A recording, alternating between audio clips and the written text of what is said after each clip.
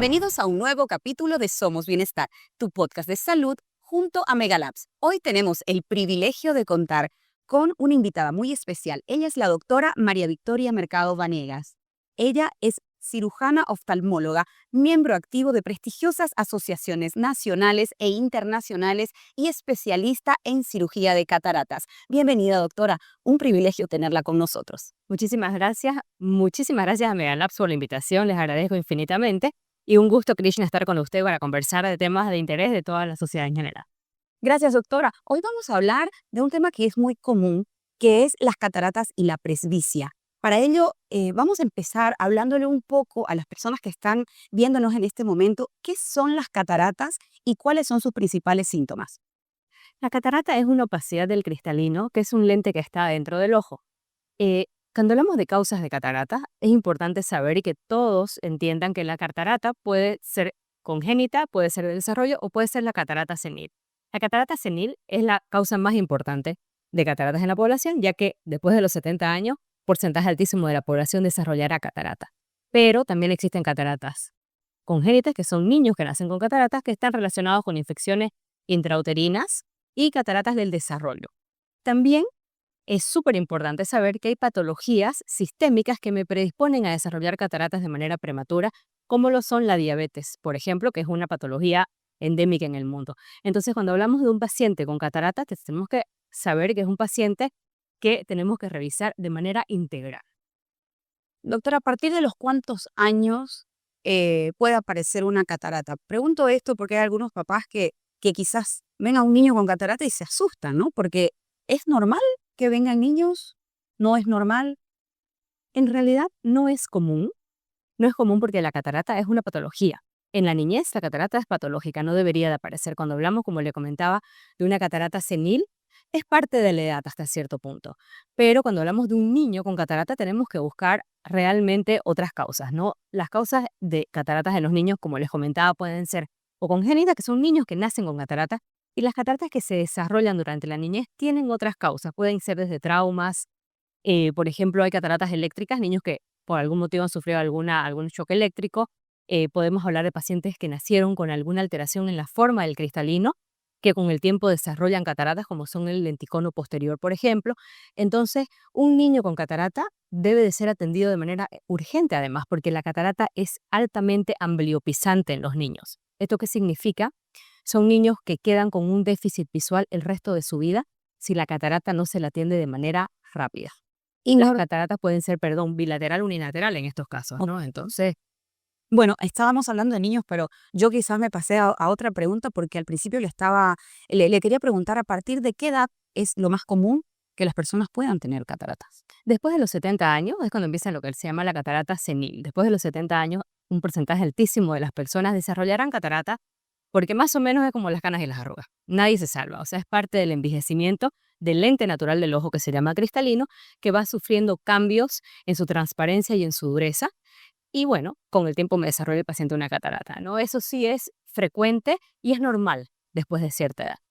Doctora, y cuando ya se diagnostica a un paciente con catarata, ¿en qué puede consistir esta cirugía? ¿Cuáles son los cuidados más importantes que debe tener el paciente durante la recuperación, incluyendo los colirios? Le pregunto esto porque muchas personas le tienen miedo, ¿no? Yo en algún momento he hablado con tíos que aparecieron por ahí las cataratas, dicen, no, qué miedo. Entonces, usted que es experta, por supuesto, en cirugía de cataratas, me gustaría que le hable a todas las personas que nos están viendo y le comente acerca un poco de cómo es la cirugía primero de la catarata. Perfecto. Bueno, la cirugía de la catarata en la actualidad, eh, la más moderna y la que se realiza de manera más frecuente en el mundo, es una técnica que se llama facomulsificación de catarata. Esta es una cirugía que se realiza por una incisión pequeña de 2.4, 2.8, 2.2 milímetros, dependiendo del caso, y se incide por una herida pequeña y se pulveriza, diciéndolo de una manera fácil, la catarata con una punta que emite ultrasonido. Y este aparato se llama facomulsificador de catarata. Esa es la técnica que ahora se realiza en el mundo en general. Existen otras técnicas que se realizaban antes, como lo son la cirugía extracapsular de catarata, por ejemplo, que todavía tiene sus indicaciones, y existen técnicas que se llaman técnicas de mininúcleo, que son cirugías que se realizan por una herida un poco más grande que una facoemulsificación, pero un poco más pequeña que una extracapsular, que requieren un poco menos de tecnología eh, y que funcionan también muy bien, ¿no? Entonces, realmente, cuando hablamos de cirugía de catarata, en general la cirugía de catarata, dependiendo del caso del paciente, por supuesto, es una cirugía que no tiene por qué tener dolor, no es dolorosa. Las técnicas de anestesia que se utilizan generalmente son tópicas, que significa que son gotitas solamente, o locales, que son una inyección para bloquear o anestesiar solamente el ojo. No son cirugías que se hacen con anestesia general, ni eso me baja mucho el riesgo general de una cirugía de catarata. La cirugía de catarata es una cirugía que es relativamente rápida. Eso no quiere decir que sea sencilla, porque a veces el paciente, a mí me pasa mucho que ya, usted me dice, ay doctora, pero es una cirugía de catarata de 10 minutos. La cirugía de catarata es una cirugía, claro, como tal, ¿no? Entonces, que implica tener un entrenamiento en la misma para que obtengamos los resultados deseados. Pero sí es una cirugía relativamente rápida. El paciente tiene que salir de quirófano generalmente con el ojo parchado.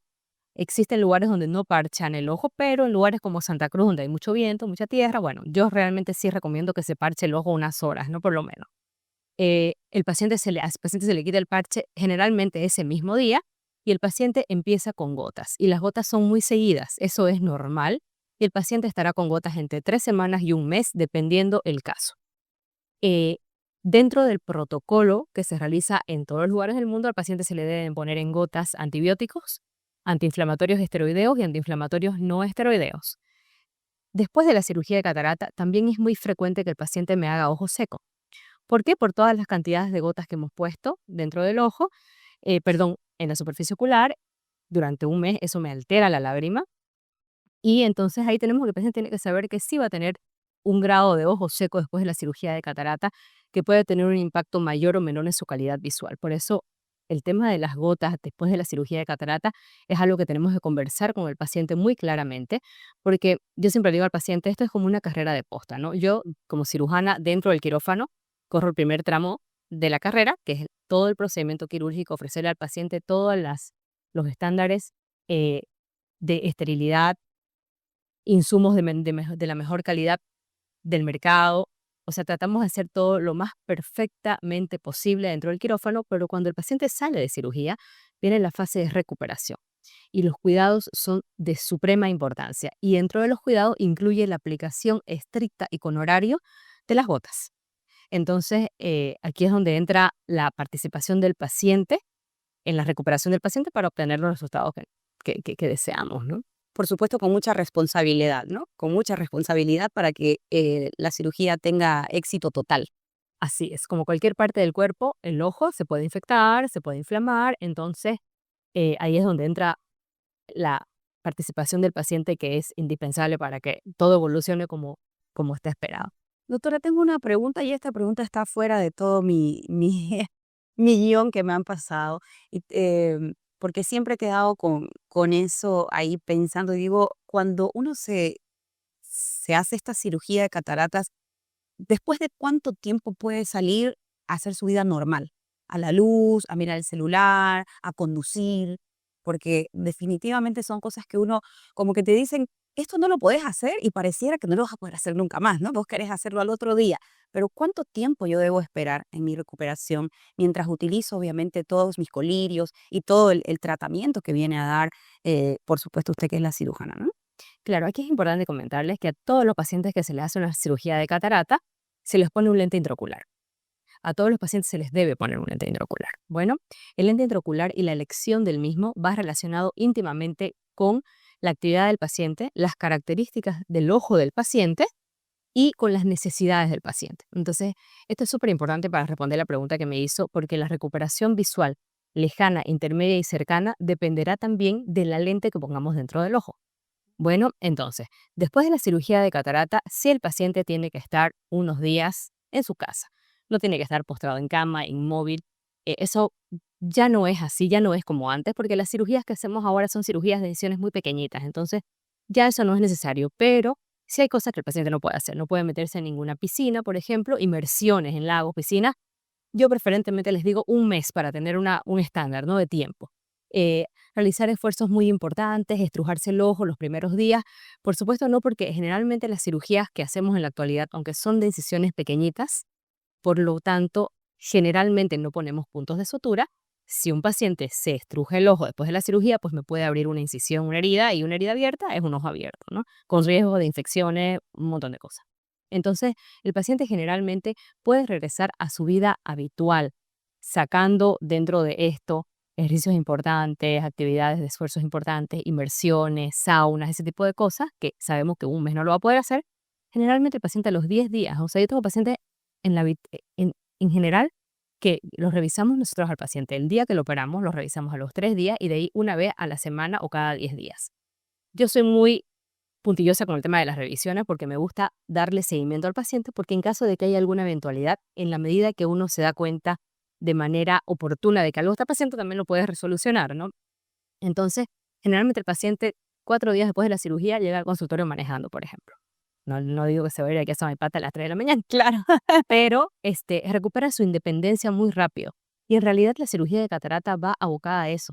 La catarata es la causa número 1 de ceguera reversible en el mundo. O sea, hay pacientes que quedan ciegos por catarata. Wow. Entonces, un paciente que uno le devuelve la visión, le devuelve la independencia, La calidad de vida, y ¿no? calidad de vida. Totalmente. Exactamente. Qué bueno saberlo y qué bueno podérselo expresar a muchas personas que quizás ignoran esto y creen que por una catarata definitivamente ya no hay vuelta atrás.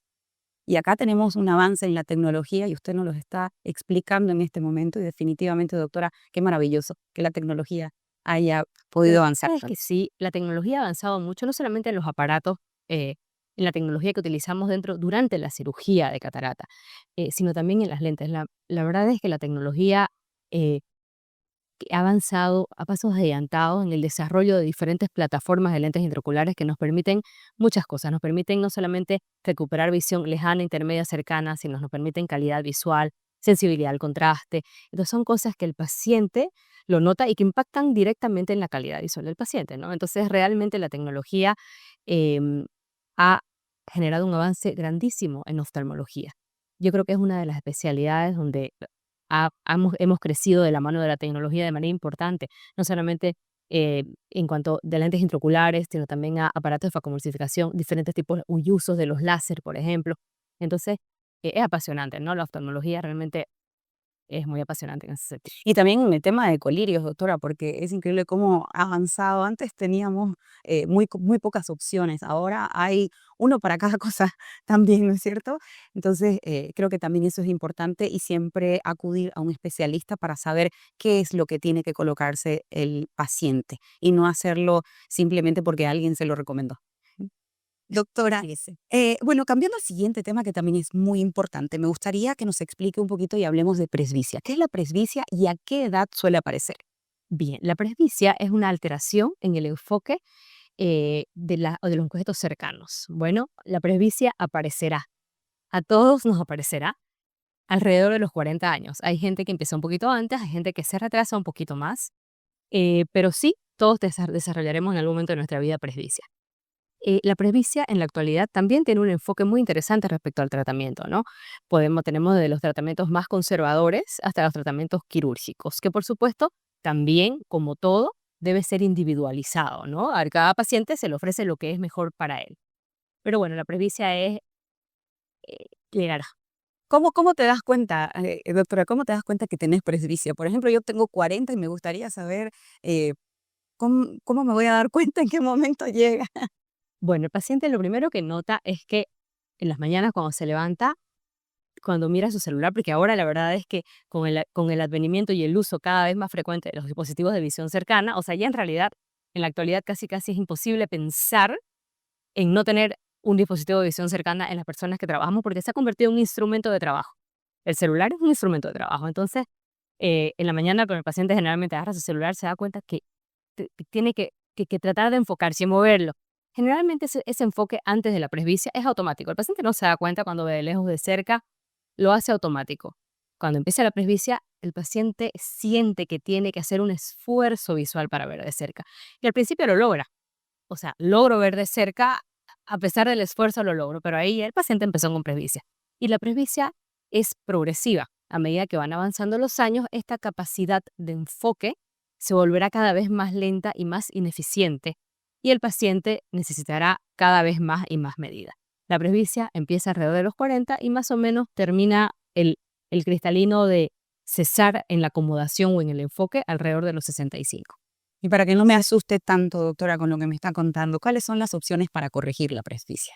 En realidad depende de la edad del paciente. Al principio, cuando hablamos de pacientes de 40 años, podemos hablar, como te comentaba hace un minutito, desde las medidas menos invasivas, o sea, más conservadoras, que son lentes. Podemos hablar de lentes multifocales, podemos hablar de lentes de contacto, monovisión, lentes de contacto multifocales, o sea, todos ellos son abocados al tratamiento de la presbicia con lentes, ¿no? Ya sean aéreos, que son los dermason, o de contacto. Luego tenemos los procedimientos quirúrgicos, que hablamos en la actualidad, y hay unos lentes fáquicos que se llaman, que se están desarrollando para el tratamiento de la presbicia, que es un lente que va dentro del ojo sin remover el cristalino, que también nos puede ayudar a la presbicia, pero ya es un procedimiento más invasivo. Y después de los 54 aproximadamente, hablamos de extraer el cristalino como si fuera una cirugía de catarata y en su lugar poner un lente intraocular. Y ese lente intraocular que se ha diseñado para corregir todas las distancias, lejana, intermedia y cercana. En el caso de que nosotros tratemos la presbicia después de los 54 años con un implante de lente intraocular pseudofáquico, o sea que sacando el cristalino, sabemos que ya la medida del paciente no avanzará más.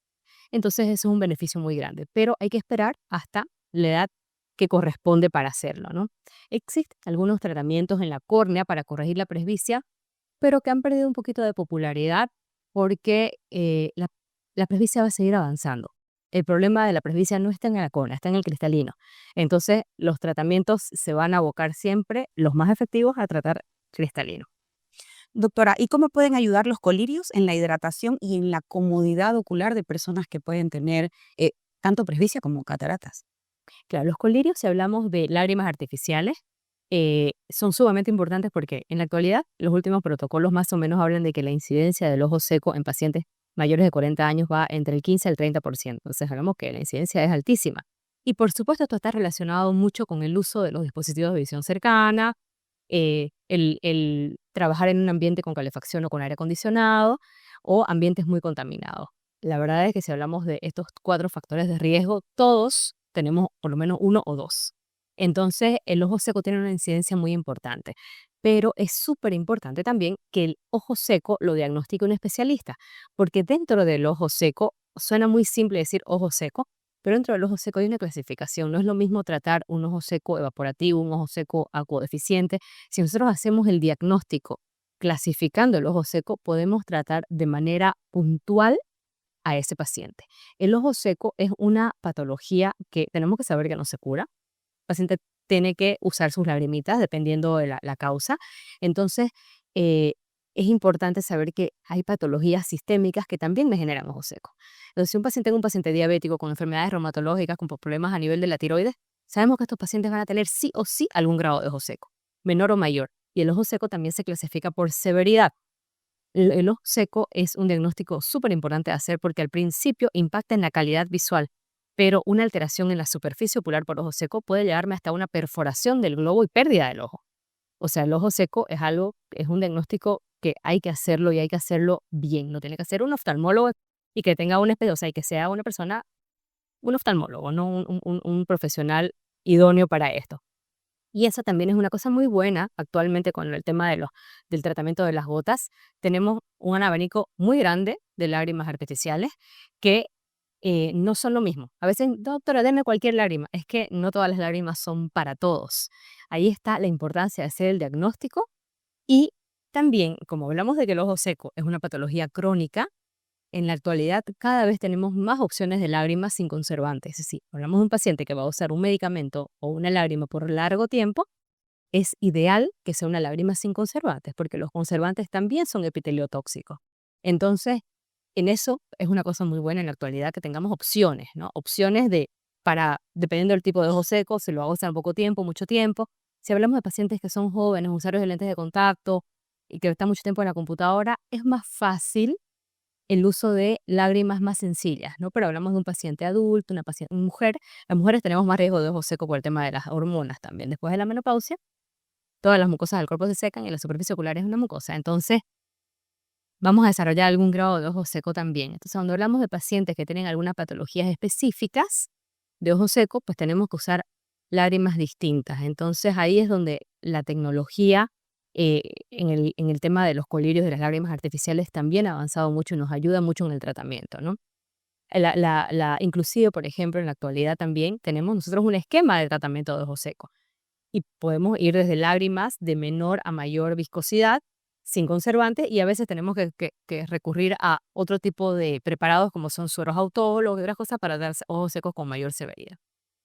Finalmente, doctora, me gustaría que para todas las personas que nos están viendo hoy les pueda dar algún consejito por ahí para que no tengan miedo de poder visitar a un oftalmólogo, a un especialista, sobre todo cuando tienen problemas de catarata o presbicia, o si es que ya han sido diagnosticados para hacerse alguna cirugía, que también no le teman porque van a tener una mejor calidad de vida, lo dijo usted. Pero me gustaría que, por supuesto, usted le pueda decir a todas las personas que nos están viendo ese consejito de profesional a aquellas personas con miedito que están detrás de las cámaras. Bien, mi primer consejo es no entrar en pánico ante un diagnóstico de catarata o de presbicia. El segundo consejo es acudir siempre con un médico especialista para que el diagnóstico sea certero. Eso es muy importante. Lo segundo es el apego al tratamiento que les dé el especialista. Eso es súper importante porque a veces el paciente entra en negación. Entonces, eso retrasa generalmente la recuperación del paciente o el tratamiento de la patología en específico. En cuanto a la cirugía de catarata puntualmente, la cirugía de catarata en la actualidad es una cirugía muy segura, ¿ok? Si acudimos con un especialista que tiene un entrenamiento en cirugía de catarata, el porcentaje de éxito es grandísimo. Y por supuesto, va a ir de la mano de la cooperación del paciente con el postoperatorio, como habíamos comentado hace un ratito, ¿no? Respecto a la presbicia, como habíamos dicho, nos llegará a todos. Eventualmente todos tendremos presbicia. Entonces, la presbicia no es algo por qué asustarse. Y el tratamiento, cuando tenemos 40 años, sí va más enfocado a algo conservador. Podemos probar lentes de contacto, ese tipo de opciones siempre son viables, ¿no? Y no hay que tener miedo. A veces el paciente me dice, doctora, pero lentes es incómodo. Eventualmente es incómodo, pero tenemos opciones de lentes de contacto. Entonces hay opciones. Y respecto a la presbicia en pacientes mayores de 50 años, sí tenemos opciones para tratarla.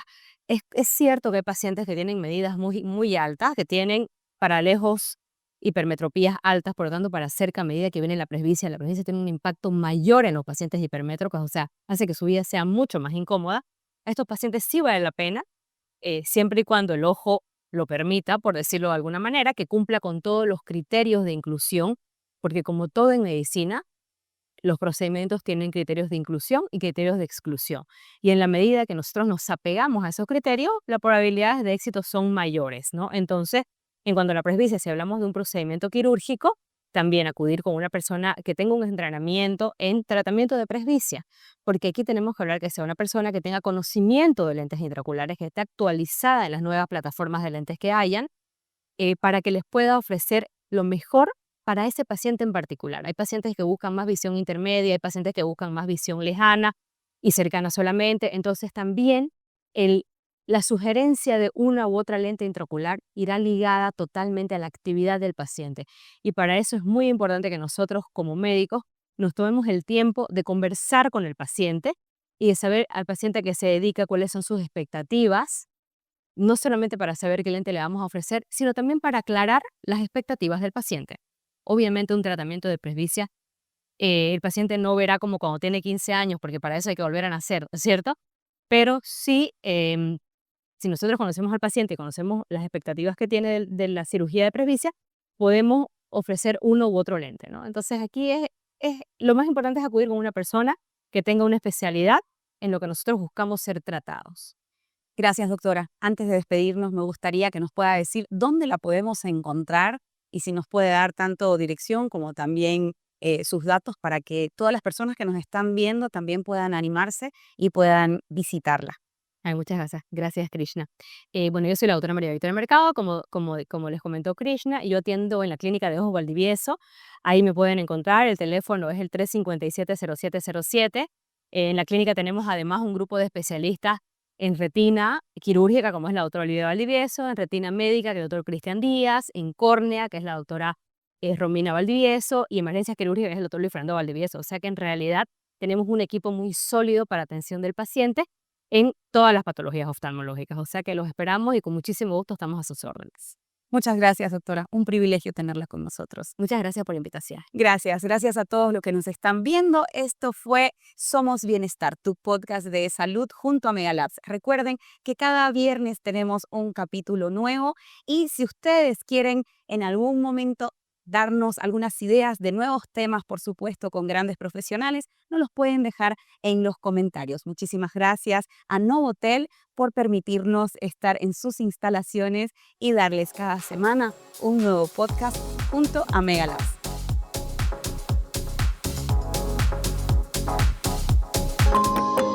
Megalabs. Somos Bienestar.